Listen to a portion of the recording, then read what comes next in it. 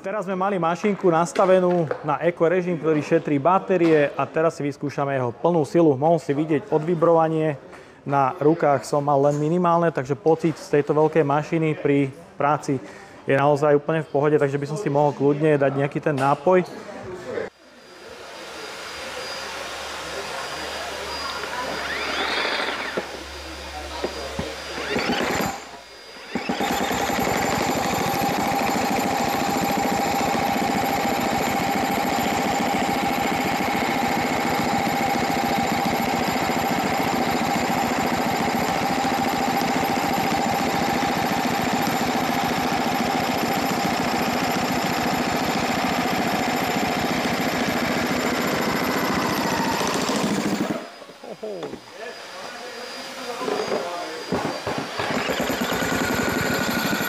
Tak to bolo citeľne vidieť.